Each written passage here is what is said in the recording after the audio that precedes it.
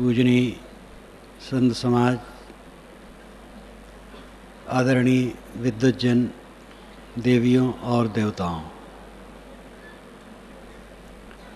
मैं तो द्विवेदी जी के विचार सुनते रहना चाहता था। वह और बोलते। मैंने शुरू में कहा था कि आप आधा घंटा से कम न कहिएगा, नहीं तो और कम में बंद कर देते। उनके विचार सुनने में मुझे आनंद आ रहा था। द्विवेदी जी दर्शन विभाग के अध्यक्ष रहे, विद्वान रहे, समर्थ विद्वान हैं। मतलब पढ़ाते थे, अब नहीं पढ़ाते हैं, सेवा मुक्ति हो गई, लेकिन विद्वान तो विद्वता कहीं गई नहीं है। और सबसे बड़ी बात है आपकी निर्मल प्रज्ञा। किसी बात को समझने की पूर्ण क्षमता और व्यक्त करने की क्षमता, और आपकी गंभीरता से भी विश्वविद्यालय के छात्र प्रभावित रहते थे। पारक सिद्धांत पर उन्होंने जो कुछ कहा सब बिल्कुल जैसे हम लोग कहते हैं वैसे कहा। पारक सिद्धांत अन्वीक्षी विद्या पहले कहते थे। त्रयवार्ता दंड, अन्वीक्षिकी त्रयवार्ता दंड, ये चार विद्याएं कौटिल्य अर्थशास्त्र में शुरुआत में ही है। अन्वीक्षिकी, त्रयी, वार्ता और दंड। अन्वीक्षिकी ही पारक है, जिसमें सांख्य, योग और लोकायत कहा गया है। अन्वीक्षिकी विद्या में, अन्वीक्षिकी विद्या जिसमें परीक्षण हो, परख हो, वो सांख्य है, योग है और लोकायत है। और त्रयी है वैदिक कर्मकांड, वार्ता है व्यवसाय, दंड है राजनीति। लेकिन सबसे बड़ी विद्या, प्रथम विद्या अन्वीक्षिकी है। अन्वीक्षिकी ही पारक है। पारक कोई किसी का दिया हुआ नहीं है। पारक जीव का स्वरूप है। परख, ज्ञान, जीव में स्वयं परख है, ज्ञान है। लेकिन जब नकलीपन उस पर लद जाता है तो वो भटक जाता है। उसी नकलीपन को हटा देना शुद्ध पारक का विचार है।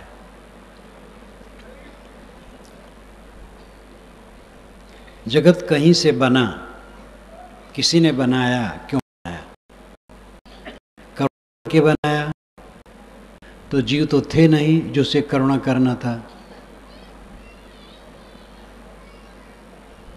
कोई जीव हो, दुखी हो तो करुणा करेगा। सृष्टि ही नहीं थी तो किस पर करुणा किया? तो सृष्टि क्यों बनाया? कोई उत्तर नहीं है।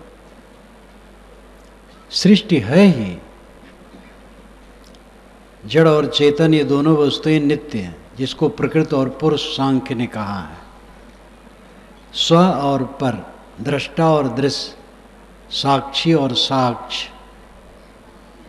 चेतन ही दृष्टा है, साक्षी है। जड़ दृश्य है और साक्ष्य है। एक जानने वाला है, एक जानी हुई चीज है। दो हैं। अध्ययन के विषय केवल दो हैं, स्व और पर। स्व आत्मा है और पर जड़ प्रकृति है। शब्द, स्पर्श, रूप, रस, गंध, ये पांच विषय हैं। और इन पांचों को जानने के लिए पांच ज्ञान इंद्रियां हैं, आंख, नाक, कान, जीभ, चाम। एक बात ये भी ध्यान दें, वैज्ञानिक 100 से अधिक तत्व मानते हैं। एक तत्व में एक विषय तो होना चाहिए, तो 100 से अधिक विषय होना चाहिए और 100 से अधिक इंद्रियां होना चाहिए उन्हें ग्रहण करने के लिए। लेकिन इंद्रियां कुल 5 हैं जानने की, आंख, नाक, कान, जीभ, चाम। और शब्द, स्पर्श, रूप, रसगंध, ही 5 विषय हैं। तो ये भी बात एक विचारणी है। पारक सिद्धांत मानता है मिट्टी, पानी, आग, हवा, ये 4 तत्व हैं। आकाश शून्य है, उसमें कोई द्रव्य नहीं है, उसमें कोई गति नहीं है, इसलिए उसका कोई परिणाम नहीं है। और यही तथ्य है। पृथ्वी, जल, अग्नि, वायु, ये 4 तत्व हैं। विज्ञान 100 से अधिक तत्व मानते हुए भी ठोस, तरल, वायव्य, अतिवायव्य में वो विभाजित करता है। विज्ञान का अपना तरीका है, उसकी शैली है, वो अलग विषय है। हमें मोटा मोटी संसार को समझना है। संसार में सर्वत्र कारण कारज की व्यवस्था है, अचानक कुछ नहीं होता है। द्विवेदी जी ने कहा अगर ईश्वर है तो चमत्कार है, और फिर जो ईश्वर का भक्त है उसमें भी चमत्कार होने चाहिए। जो हम ईश्वर से सिद्ध हैं, ईश्वर हमारे ऊपर कृपा किया है और ईश्वर का साक्षात्कार हो गया है, तो हम भी चमत्कारी हैं। इसलिए परमात्मा तो चमत्कारी है, महात्मा भी चमत्कारी हैं। एक महात्मा के शिष्य लोग यही कहते थे कि हमारे गुरुजी रात में उड़ते हैं। तो गांव वाले सोचे भाई महात्मा को रात में चल के देखना है कैसे उड़ते हैं। तो छिप करके झुरमुट में कई लोग गांव के खड़े हो गए। आधी रात को महात्मा निकले पेशाब के लिए, तो सोची कि शायद अब उड़े। तो एक दूसरे ने कहा ध्यान रखो अभी उड़ने वाले हैं। तो महात्मा जी को आहट आई, कौन है भाई यहाँ? महाराज आपके गांव वाले हैं, यहाँ क्यों खड़े हो? आप रात में उड़ते हैं तो देखने आए हैं। बेटा मैं उड़ता नहीं हूँ, चेले उड़ाते हैं। सब मत के चेले उड़ाते हैं। और यही बात नहीं है, गुरु स्वयं भी उड़ाना चाहते हैं।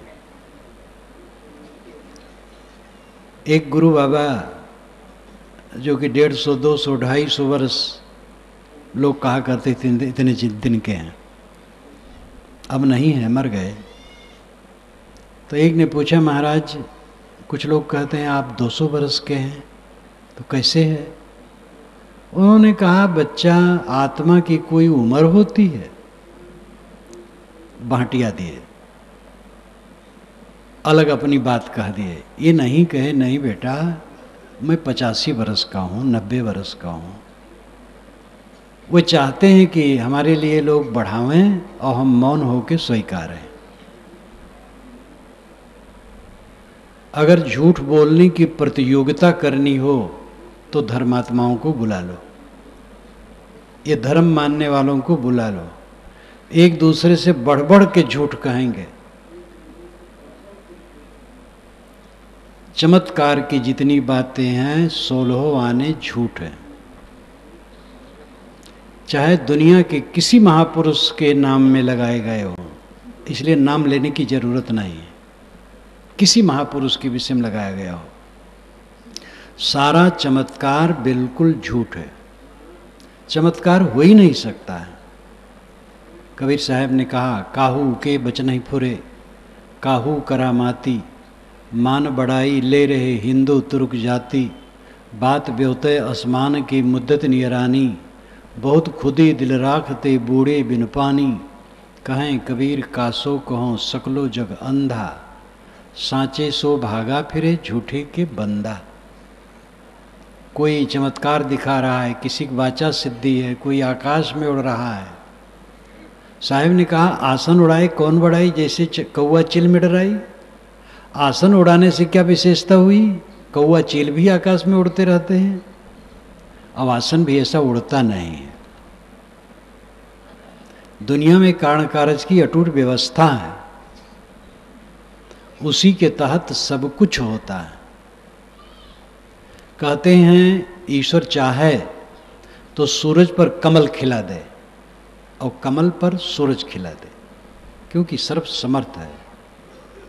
और सर्व समर्थ है तो ऐसा कर सकता है, तो करके दिखाए। तो कौन करके दिखाए?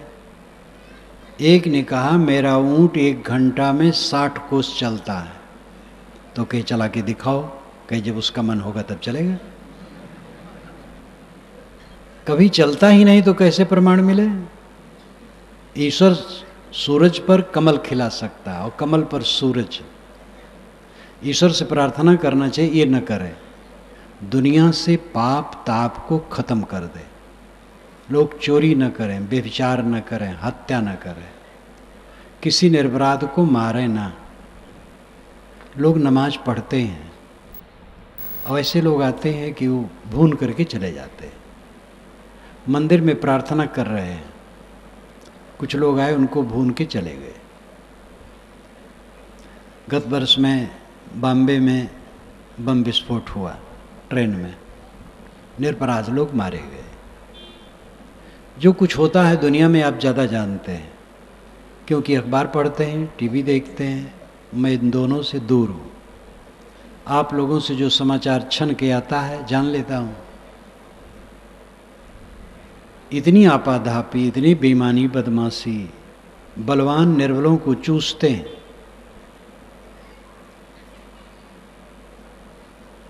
ईश्वर से प्रार्थना करना चाहिए इसको खत्म करवा दे बस। सूरज पर कमल न खिलाए, कमल पर सूरज न खिलाए, दुनिया में पाप ताप न रह जाए। हमारे पूर्वजों की बड़ी शुभ कामना थी, इसलिए उन्होंने ऐसे ईश्वर की कल्पना की जो सर्वत्र है, सर्वज्ञ है, सर्वशक्तिमान है, सब जगह है और सब कुछ जानता है और कुछ भी कर सकता है, लेकिन बुरा नहीं करता, अच्छा करता है। ऐसे ईश्वर की कल्पना बहुत सुंदर है। ऐसी सुंदर कल्पना दुनिया में कुछ नहीं है, लेकिन ऐसा है नहीं।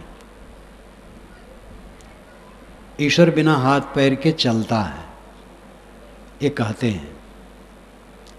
तो बिना मुंह के एक बार बोल दे, ये दुनिया के लोगों में एक हूं, तुम लोग आपस में झगड़ा मत करो, बोल क्यों नहीं देता? इसलिए जिस ढंग से हम ईश्वर की कल्पना करते हैं वैसा ईश्वर नहीं है। ईश्वर को हमने व्यक्ति बनाया है, कोप और करुणा करने वाला माना है।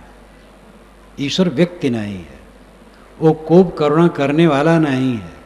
ईश्वर विश्वव्यापी नियम है।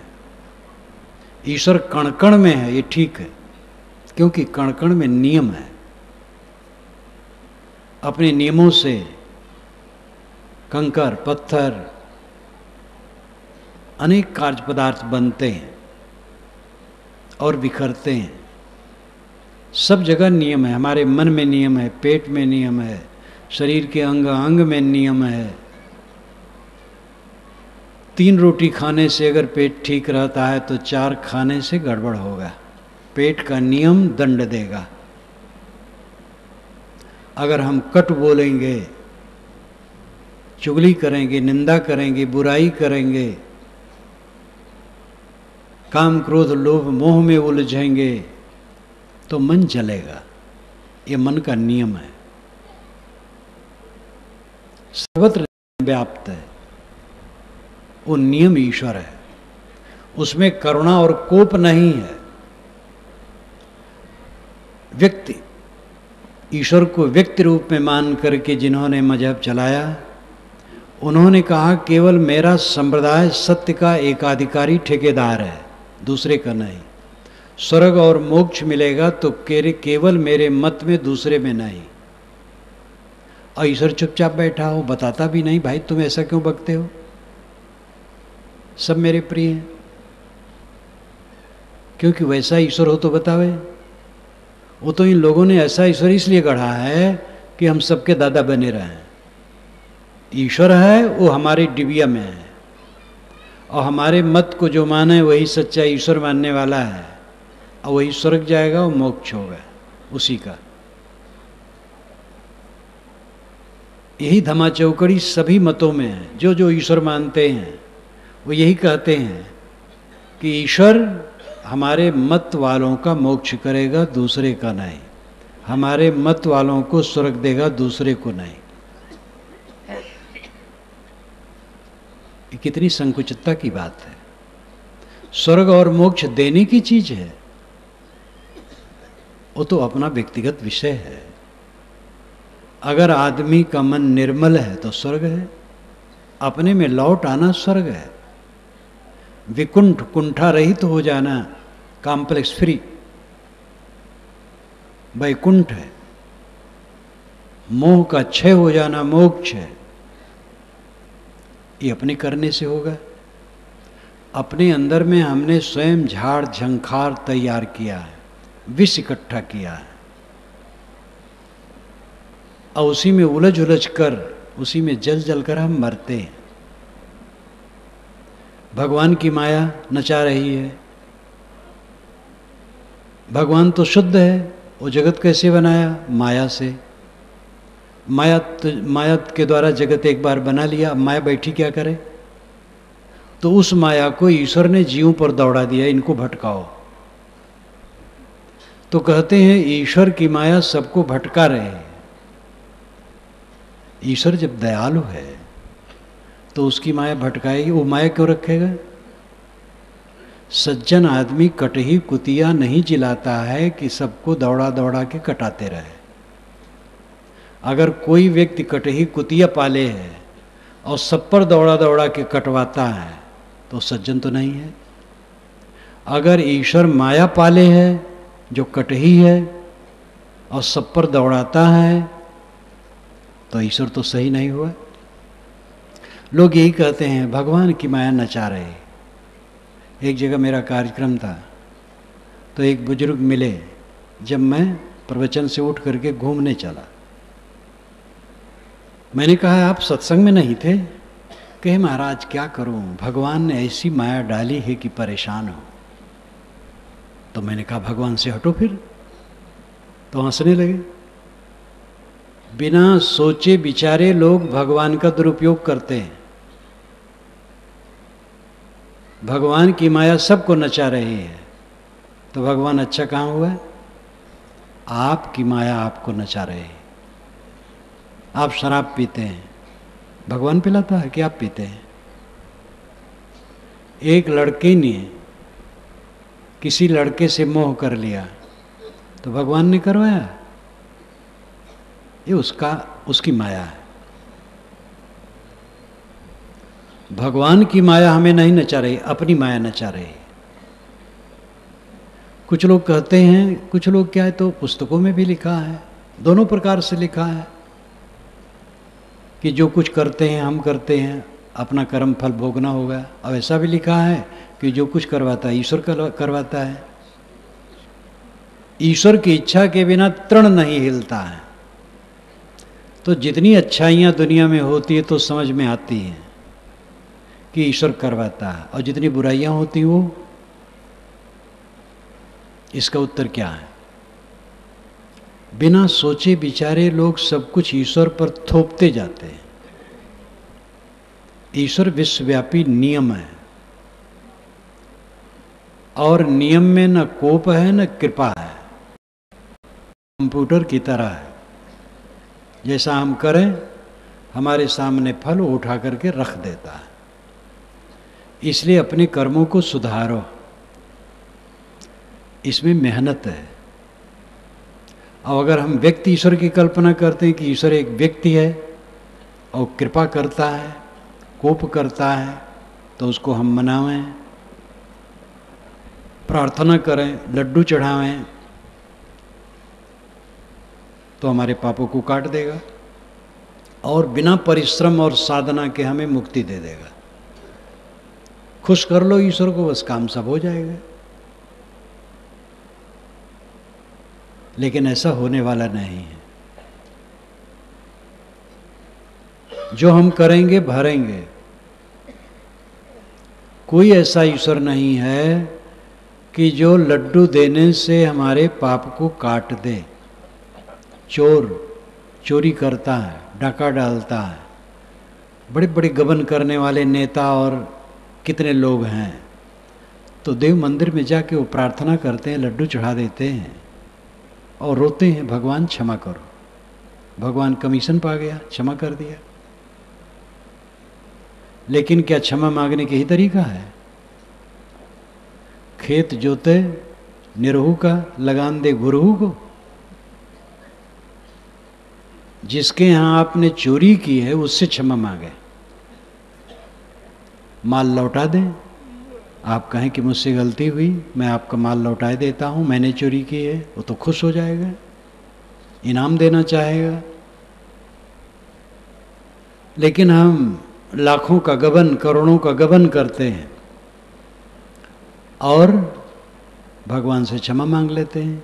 ये क्षमा मांगने की तरह का तरीका बहुत बढ़िया है। नियम क्षमा नहीं करता है, इसलिए नियम ईश्वर में हमारी श्रद्धा नहीं है। जो खुशामद पसंद है ऐसे ईश्वर से हमें श्रद्धा है। जो लड्डू पाने से खुश हो जाता है ऐसे ईश्वर से हम प्रेम करते हैं। और जो खुश नहीं होता है, नाखुश नहीं होता है, किंतु जैसे हम करते वैसे फल देता है, ऐसे ईश्वर से हम सरोकार नहीं रखना चाहते। लेकिन उसी ईश्वर से सरोकार सबका सब समय है, वो छूट नहीं सकता है। वो है नियम। महात्मा भी जब ज़्यादा भोजन करेंगे तो पेट खराब हो जाएगा।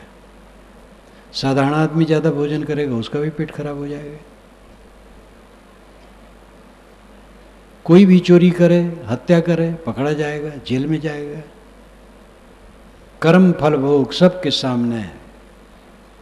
व्यक्ति ईश्वर की कल्पना ने कर्म सिद्धांत को ढीला कर दिया है।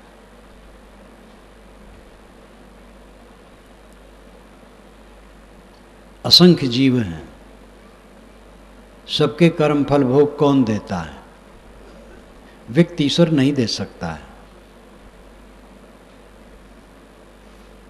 एक किसान है, 1 एकड़ में वो गेहूं बोता है। अगर हर दाना को फोड़ फोड़ करके उसे अंकुरित करना पड़े तो नहीं कर पाएगा। लेकिन ऋतु, नमी, गर्मी, खाद पानी सब कुछ उत्तम योग्यता पा करके करोड़ों एकड़ के बीज एक साथ उग जाएंगे। नियम में ये बल है व्यापक काम करने का, और व्यक्ति में ये बल नहीं है। अगर ईश्वर व्यक्ति है, कर्मफल भोग दे नहीं सकता है। असंख्य जीव हैं और असंख्य जीव क्षण क्षण जन्मते मरते हैं। उनका कर्मफल भोग वो कैसे दे पाएगा?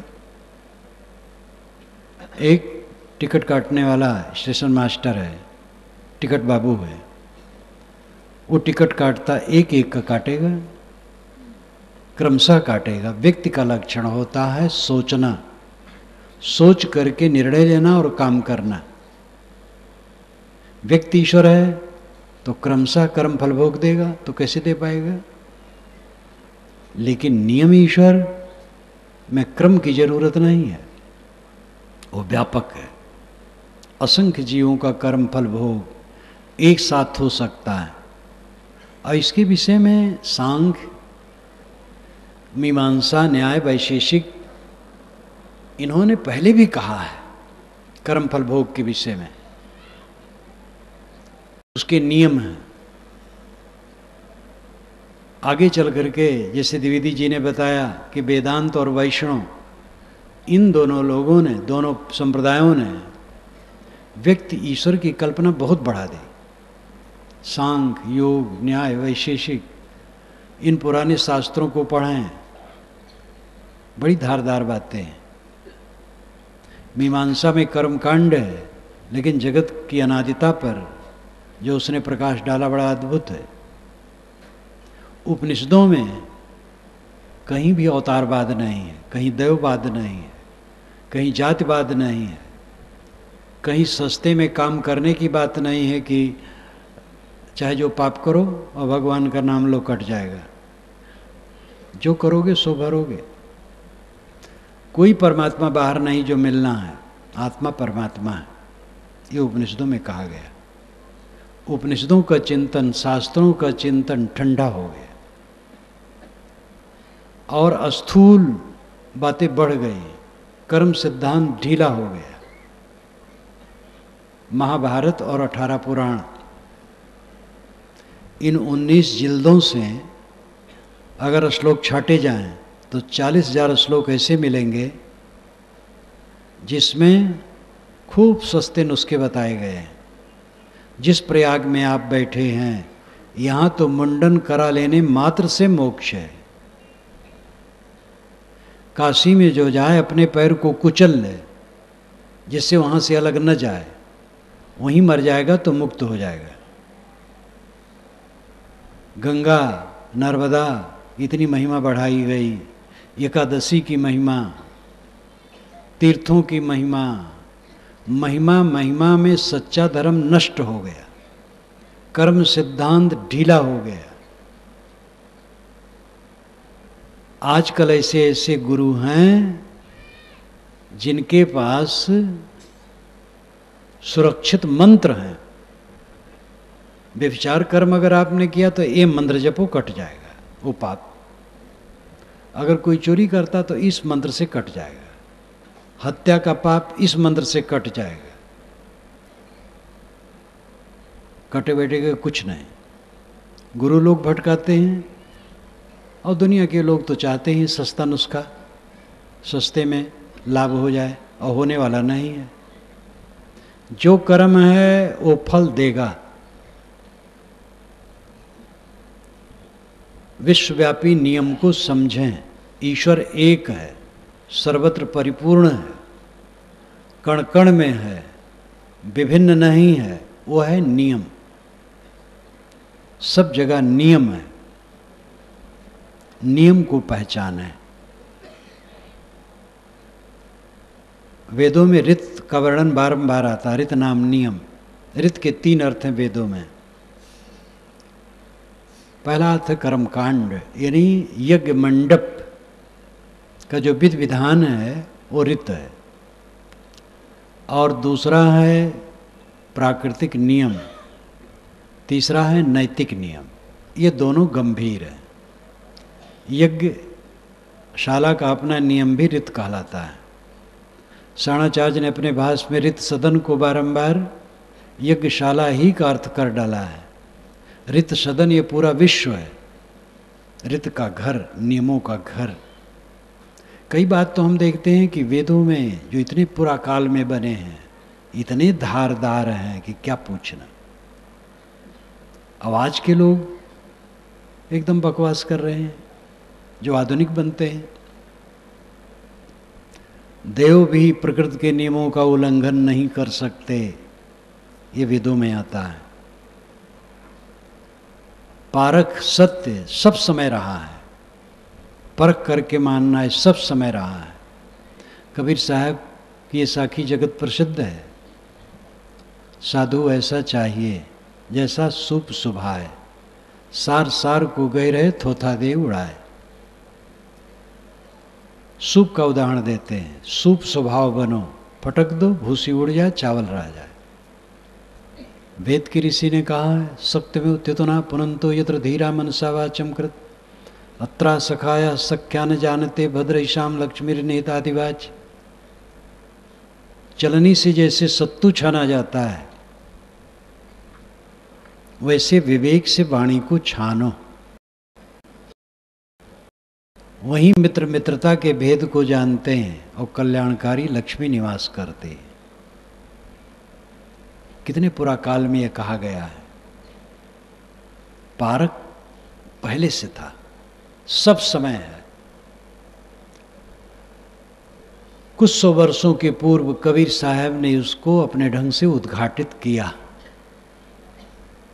और पारक कोई कबीर पंथ की चीज नहीं है, कोई संप्रदाय की चीज नहीं है, वो आत्मा की चीज है, जीव की चीज है। परख करके ग्रहण करना। हम भूल जाते हैं, महिमा में पड़ जाते हैं, शब्दों के जाल में पड़ जाते हैं। शब्दों का जाल इतना है कि हद है। धर्म की पोथियों में ऐसी ऐसी बातें लिखी गई हैं महिमा परक, जिसका ठिकाना नहीं। कार्यकाल व्यवस्था से कोई संबंध नहीं है, विश्व के शाश्वत नियमों से कोई मतलब नहीं है, तर्क और बुद्धि और विवेक से कोई मतलब नहीं है। बस लिख दिया, हो गया। महात्मा नदी के पास पहुंचे। नदी का पानी तट से सट के चल रहा था। पक्षी अगर तट पर बैठा हो तो चोंच से पानी ले सकता है, इतना भर करके नदी चल रही थी। नदी की ये बाढ़ को देख करके महात्मा ने कहा, हट गंगिया, तो बीच में रास्ता खुल गया, पानी खड़ा हो गया दोनों तरफ, और एक सूखी सड़क बीच में बन गई, महात्मा निकल गए। यह महात्मा ने पैर पटका और वहां नदी बहने लग गई। महात्मा ने बैल से वेद मंत्र बोलवा दिया। महात्मा दीवार को कहे, दीवार चल पड़ी। ऐसी उलझुल बातें। महात्मा, धर्मात्मा, परमात्मा के नाम पर इतना चलाया जाता है जिसे तर्क और विवेक और विश्व के नियमों से कोई मतलब नहीं। ऐसी को धर्म माना जाता है, और इसको जो न माने उसको नास्तिक कहा जाता है। ये सब उल्टा पलटा फैल गया है। विचारक बने, चिंतक बने। भूत प्रेत नाम की कोई चीज नहीं। प्रेत का मतलब जो चला गया। झाड़ फूक बिल्कुल बेकार है। अंग फड़कने से कोई हानि लाभ नहीं होता है, चाहे जो अंग फड़के चिंता रहित रहो। छूछा घड़ा भरा घड़ा देखने से कोई हानि लाभ नहीं है। दिशाशूल नाम की कोई चीज नहीं है। कोई ग्रह नहीं जो आपके ऊपर टेढ़ा हो। काशी में एक तथाकथित पंडित एक युवक को पकड़े गंगा के तट पर, कहे तुम्हें ग्रह लगा है, ग्रह टेढ़ा है, पूजा करवा लो, शांत हो जाएगा। कहे महाराज कितना लगेगा? कहे 100 रुपये। कहे महाराज नहीं कर पाऊंगा। तो कहे 50 में कर दूंगा। फिर वो नकारता गया। 10 में आए, 5 में आए। पंडित ने कहा यार तुम्हारे पास 1 रुपया है कि नहीं? उसने कहा महाराज 1 रुपया भी नहीं है। तब उन्होंने कहा तुम्हें ग्रह लगा भी नहीं। जिसके पास 1 रुपया भी ना हो ग्रह लग करके क्या करेगा? तो ग्रह तो उनको लगा नहीं था, ग्रह लगा था पंडित को। कुछ पाना चाहते थे। कबीर साहब कहीं वहीं खड़े थे। उन्होंने पंडित को पकड़ लिया। उन्होंने कहा मैं तो ही पूछो पंडित जना, हृदय ग्रहण लाग के खना। मैं तुमसे पूछता हूं कि तुम्हारे हृदय में ग्रहण किस क्षण लगता है? क्रोध, काम, द्वेष, ईर्षा, चिंता, उद्वेग, असंतोष, पीड़ा, ये ग्रहण है। ये कब कब लगता है? और कुछ नहीं बता पाए। तब उन्होंने कहा काहे कबीर इतनो नहीं जान? कौन शब्द गुरु लागा कान? इतनो नहीं जानते हो? तब गुरु बन करके क्या बताते हो? हृदय में चौपर खेल होत घट भीतर जन्म का पासा डारा। दम दम की कोई खबर न जाने, कोई कह न सके निर्वारा। ये कबीर साहब की पंक्तियां बीजक की हैं। जन्म के पासे पड़ रहे हैं। दम दम में, सांस सांस में, अंदर में क्या घटना घट रही है कोई खबर न जाने, किसी को ख्याल नहीं है। कोई कह न सके निर्वारा, कोई निर्वार नहीं कर रहा है। बाहर के ग्रह में पड़ा है। ग्रह कहते हैं जो पकड़ ले। ये आँख, नाक, कान, जीभ, चाम, मन, ये ग्रह हैं जो मनुष्य को पकड़ लिए और भटका रहे हैं। इनसे मुक्ति लो। आकाश में कोई ग्रह नहीं है जो आपको ऊपर चढ़ बैठे। और ग्रह टेढ़ा है तो पंडित जी की पूजा करने से वो शांत कैसे होगा? पंडित जी पूजा करके एक बल्ब को बुझा दे, स्विच ऑफ न करे तो नहीं बुझेगा। तो ग्रह कैसे शांत हो जाएगा पूजा करने से? पंडित, मुल्ला, पादरी, महात्मा जी, ज्ञानी जी, एक का दोष नहीं है। ब्राह्मण पंडित खाली दोषी है, कबीरपंथी पंडित भी दोषी है, और दूसरे दूसरे संप्रदाय वाले भी। जहां पर 2 नंबर का माल बिकता है वही दूषण है। चमत्कार 2 नंबर का माल है। किसी देवी देवता और ईश्वर को खुश करके सब कुछ पाने की इच्छा 2 नंबर का माल है। देवता अंदर में बैठा है, परमात्मा अंदर में बैठा है, खुदा अंदर में बैठा है। वो प्रसन्न होगा, तब सच्चा आनंद आएगा।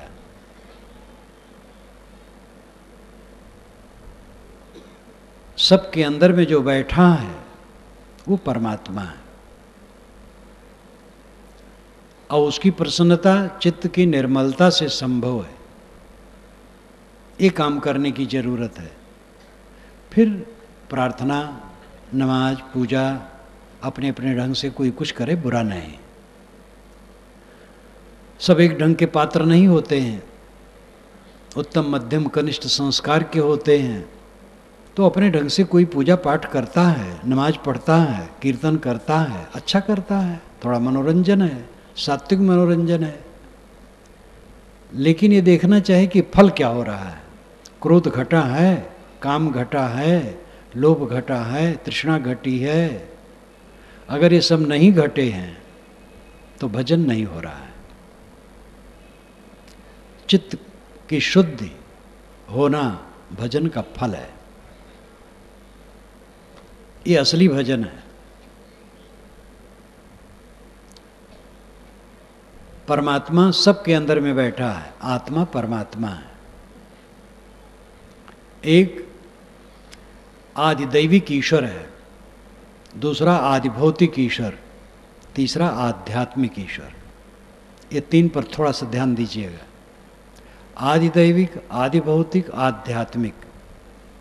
आदि कहते आधार को। भूत जिसके आधार हो वो आदि भौतिक ईश्वर है। भूत कहते हैं तत्व को, भूत कहते हैं देव का। आदि दैविक, देव जिसके आधार हो वो आदि दैविक ईश्वर है। देव कहते हैं जड़ शक्ति को, जड़ तत्व को। जड़ तत्व मिट्टी, पानी, आग, हवा, ये विश्व ब्रह्मांड, इसमें जो नियम है ये आदि दैविक ईश्वर है। पानी कैसे बरसता है? आदि दैविक ईश्वर से बरसता है, यानी प्राकृतिक शक्ति से बरसता है। पानी नहीं बरसता हो तो उसके लिए ना नमाज पढ़ने की ज़रूरत है, ना हवन करने की ज़रूरत है। नमाज से, हवन से पानी नहीं बरसेगा। पानी बरसने के प्रकृति के अपने नियम हैं। वो नियम जड़ हैं, उनमें ज्ञान नहीं है। योग्यता होगी तो बरसेगा, नहीं योग्यता होगी नहीं बरसेगा। आप अपना काम कीजिए, निर्भ्रांत होइए, तकलीफ में न पड़िए। भूचाल कैसे आता है? कोई ईश्वर भूचाल नहीं लाता है। भूचाल प्रकृति के नियमों से होता है। बादल बर्फ कैसे बनते हैं? 6 ऋतुओं का परिवर्तन कैसे होता है?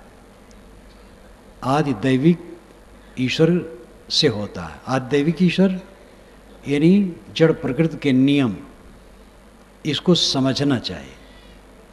ये समझने का विषय है।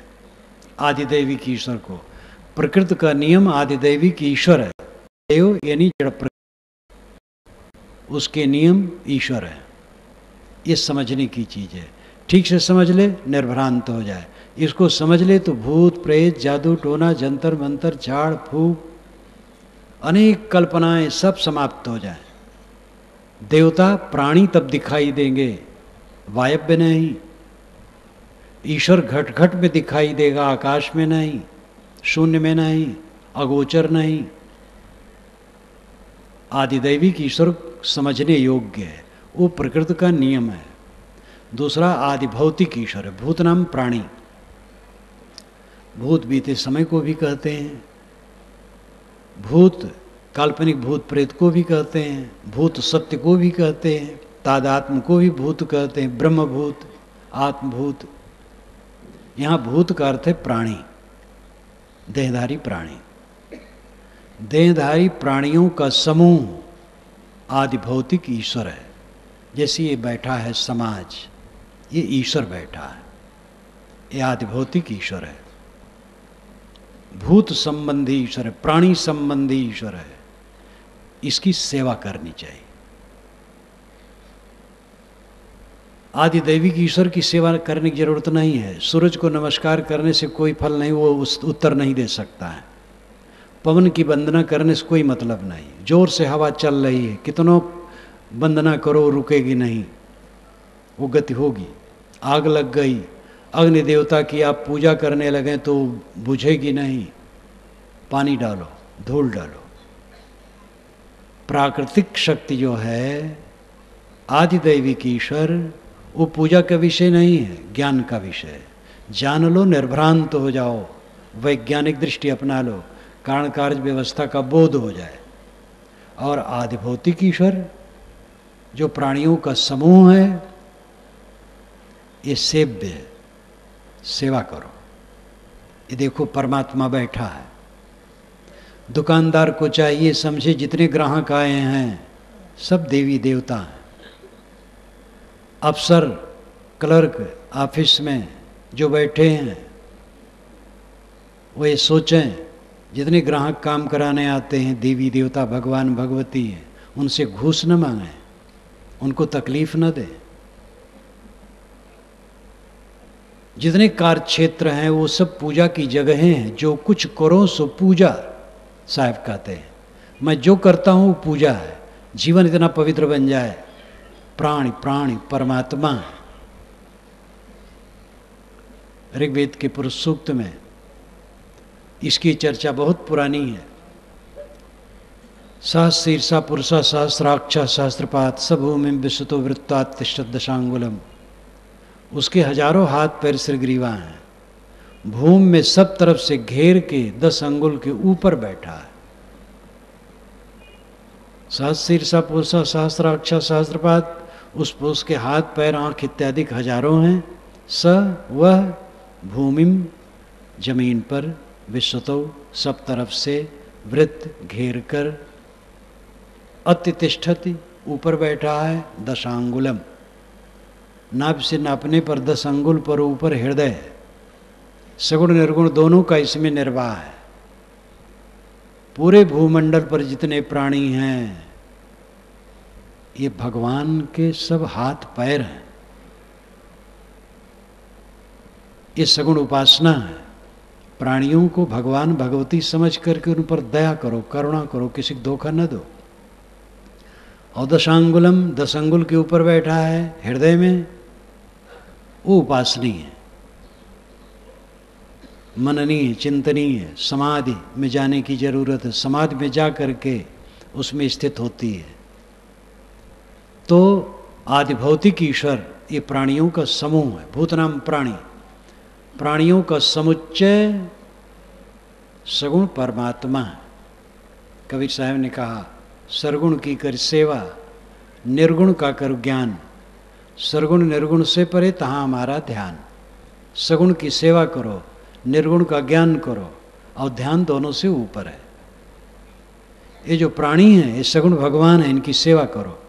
सबकी सेवा तो नहीं कर सकते, लेकिन किसी को तकलीफ न दो तो सबकी सेवा हो जाएगी।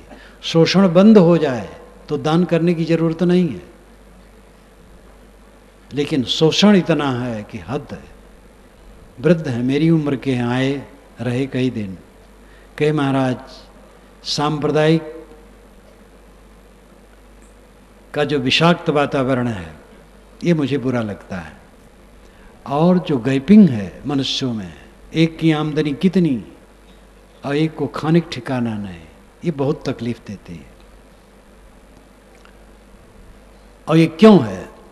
क्योंकि एक तरफ पूंजी जमा करने की चेष्टा है। उन्होंने कहा महाराज मेरा एक भतीजा 8 लाख रुपया महीना तनख्वाह पाता है और एक भतीजा 5,000 रुपया महीने पर काम करता है। उन्होंने कहा 2,000 पर भी लोग काम करते हैं महीने में। मनमोहन सिंह ने कहा भी पूंजीपतियों से कि गैपिंग कम करो, ये अंतर कम करो। पूंजीपतियों ने नहीं माना। हम ठगना छोड़ दें, शोषण करना छोड़ दें, समता का बर्ताव यथासंभव करें तो सेवा हो गई।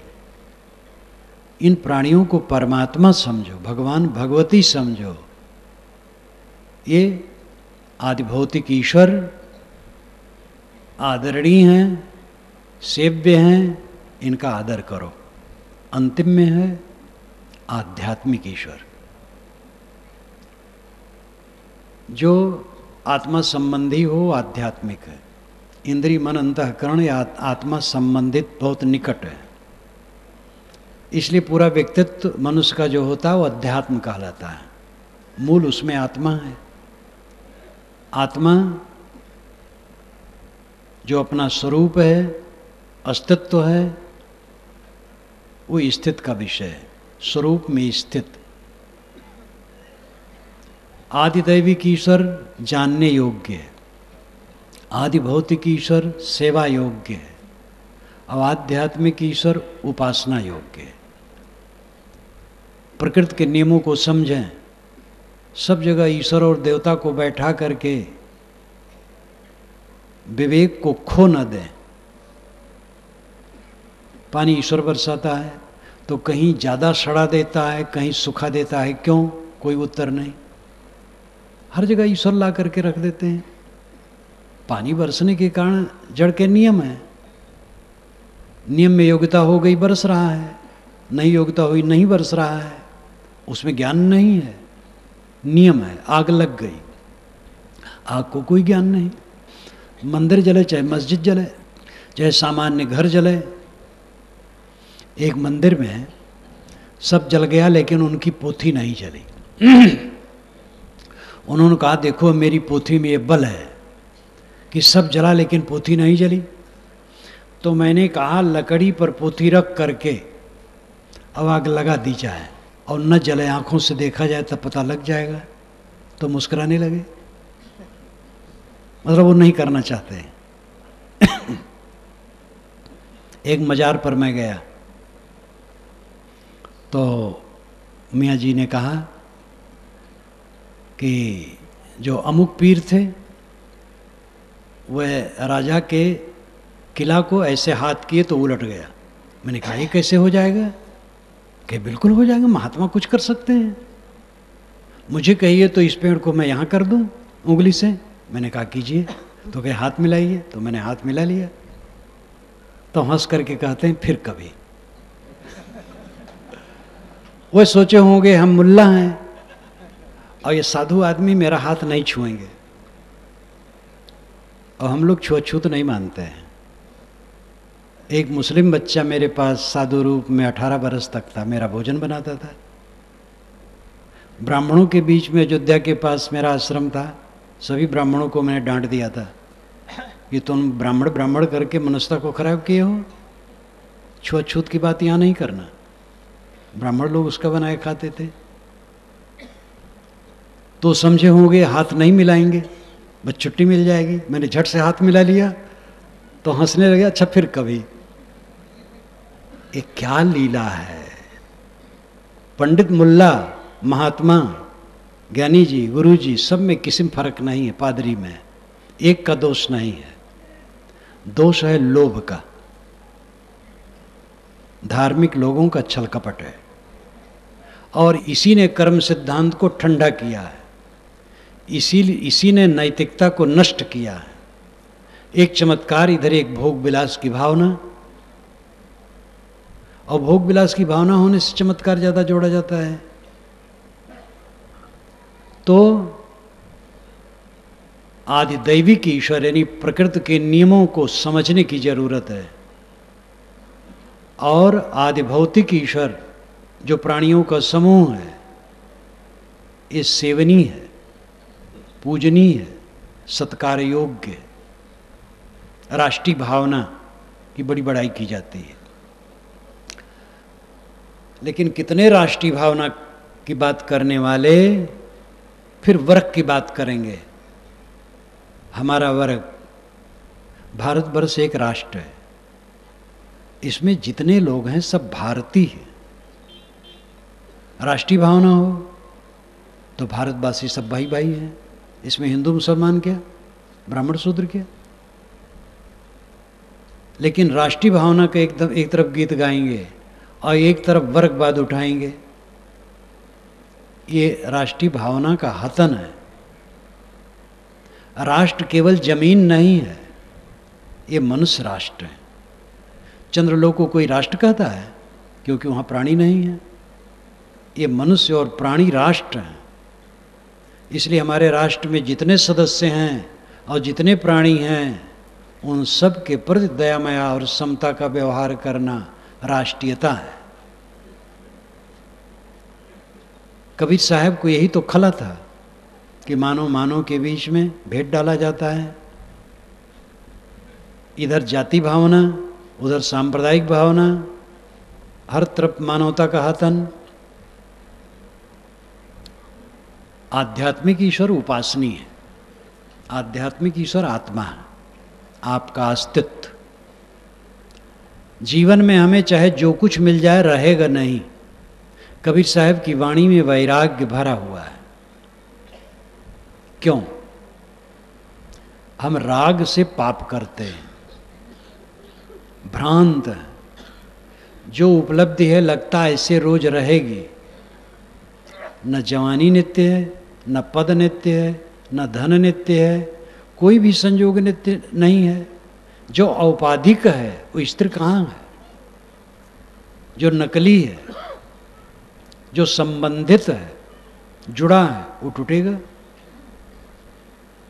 इस संसार में मेरा एक कण नहीं है, मेरा आत्मा ही परमात्मा है, मेरा आत्मा ही परम धन है। अपने मन को सबसे लौटा लेना, अंतर्मुख हो जाना। मन मस्त हुआ फिर क्यों बोले? हीरा पायो गांठ गठिया बार बार वाकों क्यों खोले? हल्की थी तब चढ़ी तराजू पूर्व भया तब क्यों तोले? सुरत कलारी भई मतवारी मदवा पी गई बिन तोले। हंसा पायो मान सरोवर ताल तलैया क्यों डोले? तेरा साहेब है घट भीतर बाहर नैना क्यों खोले? कहत कबीर सुनो भाई साधो साहेब मिल गए तिल ओले।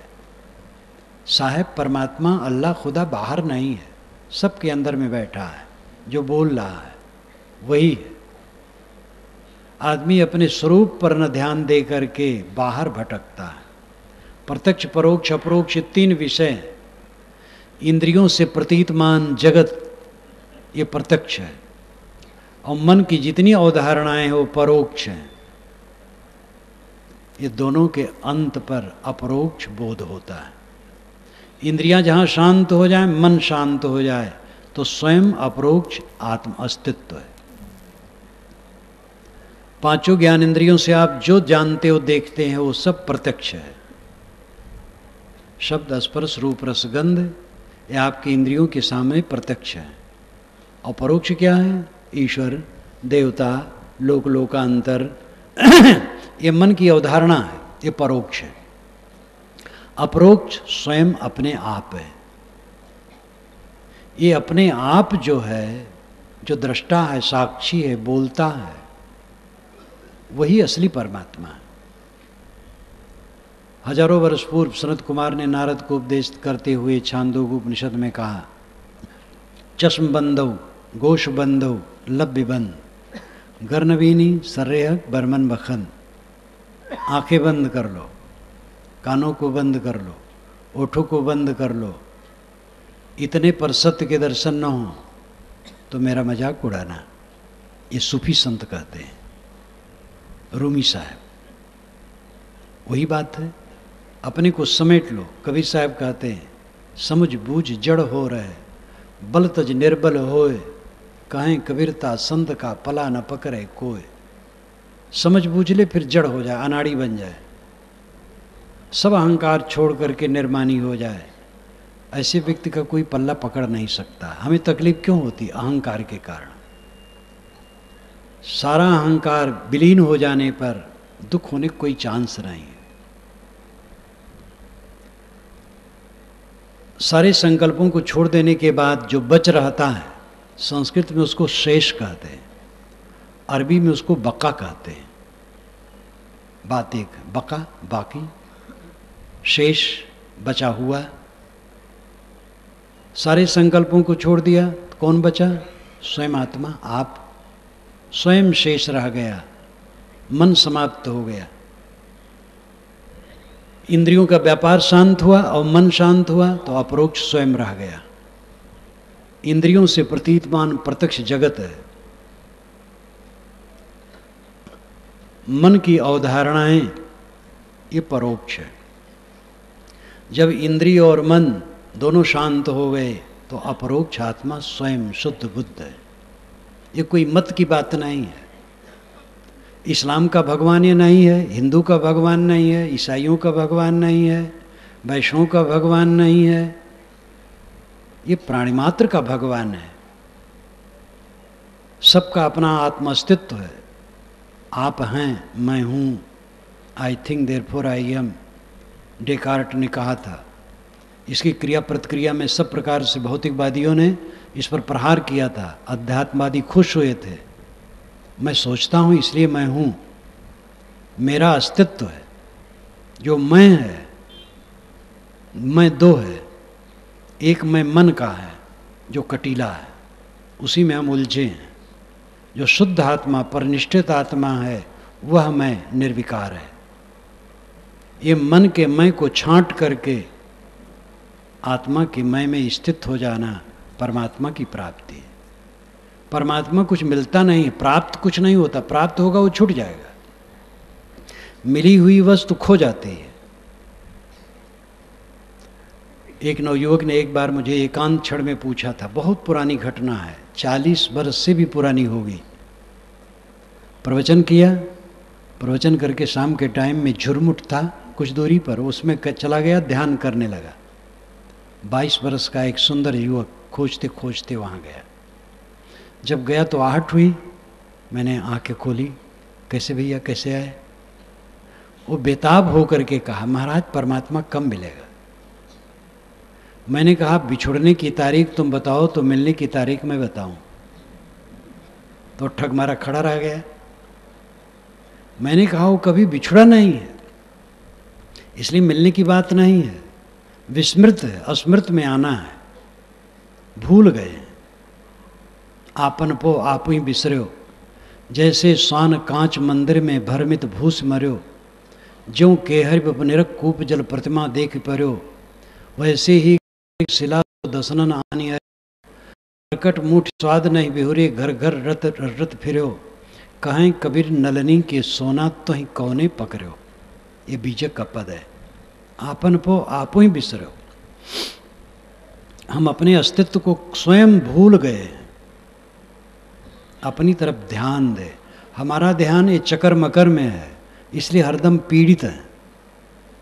ये चक्कर मकर छूटना है। किसी का रहा नहीं है, किसी का रहेगा नहीं। अपने मन में वैराग्य लाओ, अनासक्ति लाओ। हजरत मोहम्मद ने हदीस में कहा है कि जो दुनिया से उदास रहता हो और कम बोलता हो, उसके पास बैठो, तुम्हें रोशनी मिलेगी। ये बात बाइबल में, कुरान में, वेद में सब जगह है।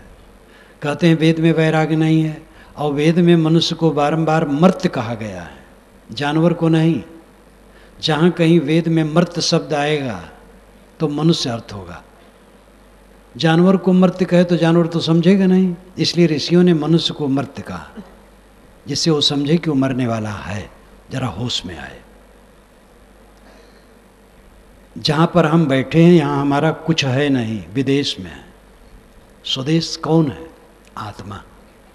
जो हम आँखों से देखते हैं, कानों से सुनते हैं, जीभ से चखते हैं, चाम से छूते हैं, नाक से सूंघते हैं, मन से सोचते हैं, वो विदेश की चीज़ है। स्वदेश आत्मा है। जब पांचों ज्ञानेंद्रियां विश्राम पा गईं और मन शांत हो गया, तब स्वदेश मिलता है। वो अमर देश है। अमरपुर लई चलो मोर सजना, ये बचपन में माताओं से मैं सुनता था। तो अमरपुर कोई बाहर नहीं है, आपका आत्मा अमर है। बाहर से लौट आओ, अपने अमर धाम में पहुंच जाओ। कबीर साहब के विचार और पारक सिद्धांत, कबीर का विचार नहीं है, विश्व सत्ता की चीज है, अनादि अनंत है। विचारक सब समय विचारे हैं। कबीर सबसे निष्पक्ष थे, इसलिए वो कह सके। जो निष्पक्ष रहा, जितने अंश में उतने अंश में कहा, और जहाँ जहाँ पक्ष पड़ा वो सट गए। कबीर सब तरफ से निष्पक्ष थे, इसलिए कह सके आप भी कबीर होइए। सब व्यक्ति कबीर हों। सबको निष्पक्ष होना चाहिए, निर्भ्रांत दृष्टि अपनानी चाहिए, गतानुगतिका में चल करके भेड़िया धसान में नहीं पड़ना चाहिए। विचारक बनो, चिंतक बनो। और इसके लिए कबीर वाणी बहुत बढ़िया आधार है। मनन करें, चिंतन करें, अपने को समझें, सच्चे ईश्वर को समझें। प्राकृतिक नियम प्रकृति के ईश्वर हैं और प्राणियों का समूह ये सगुण भगवान, प्राणियों के प्रति आदर करो। और अपना आत्मा परम परमात्मा है जो उपासनीय है। मन को समेट करके आत्मलीन होने का रोज काम करो, इसी में परमानंद है। और इसी स्थिति में पहुंच करके मृत्यु के समय में भय नहीं होगा। आज भी सुखी रहेंगे, आगे भी सुखी रहेंगे। मैं अपनी वाणी को विराम देता हूँ। बोलिए सद्गुरु कबीर साहेब की जय।